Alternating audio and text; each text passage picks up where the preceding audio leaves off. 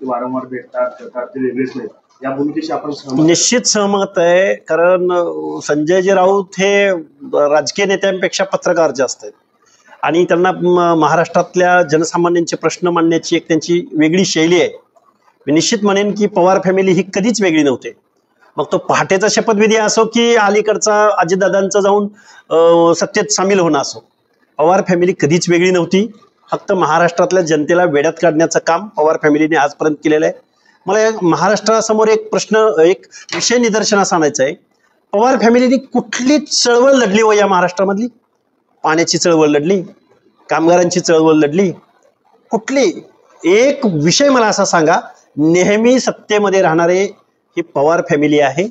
त्यामुळे मला नाही वाटत की ही पवार फॅमिली जास्त दिवस सत्तेच्या बाहेर राहू शकते. राज ठाकरे आणि उद्धव ठाकरेंच्या ज्या संभाव्य युतीमुळे संजय राऊतांची जी भाषा आहे की पवारांनी एक वेगळे नाही आहे, याचा अर्थ असा आहे का की महाविकास आघाडीला कुठेतरी खेळ बसणार आहे किंवा महाविकास आघाडी फुटीच्या उंबरठ्यावरती आहे? नाही बघा, महाविकास आघाडीमधले पक्ष, मग स्पेशली राष्ट्रवादी काँग्रेस पक्ष, शरद पवार हे सत्तेच्या बाहेर राहू शकत नाहीत. पवार फॅमिली ही सत्तेच्या बाहेर राहूच शकत नाही. त्यामुळं पवार फॅमिलीला सत्तेत ती सामीलच झालेली आहे.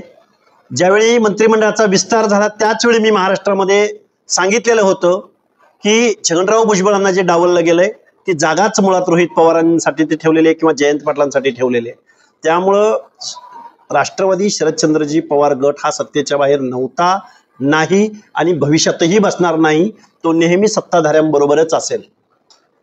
दुसरीकडे असं पाहायला मिळते, महादेव जानकर असतील किंवा बच्चू कडू असतील किंवा राजू शेट्टी, हे आता खरं तर यांचा वापर सत्ताधाऱ्यांनी वेळोवेळी सर्व राजकीय पक्षांनी करून घेतलेला पाहायला मिळाला. कारण हे चळवळीतून आलेल्या पार्ट्या आहेत, पक्ष आहेत, संघटना. आता ते तिघही एकत्र येत आहे, त्याचा काय परिणाम होऊ शकतो एकंदरीत राजकीय दृष्ट्या आलेले आहेत? खरं तर स्थानिक स्वराज्य संस्थांच्या तोंडावरती हे तिघजण एकत्रित येत आहेत. तिघांचा प्रदेश वेगळा आहे, तिघांचे विषय वेगळे आहेत, तिघांची लढण्याची शैली वेगळी आहे. पण राजू शेट्टींचा अपवाद वगळता बच्चू कडू जे गुवाहाटीला गेले त्याच दिवशी महाराष्ट्रामधला जो खरा बच्चू कडू होता तो संपलेला आहे. आणि महादेव जानकर ज्यावेळी माढा सोडून ज्यावेळी परभणीला गेले आणि पुन्हा परभणी सोडून पुन्हा माढ्यामध्ये लढायचं म्हणतात, तिथं महादेव जानकरांची विश्वासार्हता संपलेली आहे. त्यामुळे ही आघाडी खूप काही करू शकेल असं महाराष्ट्रातल्या लोकांना वाटत नाही.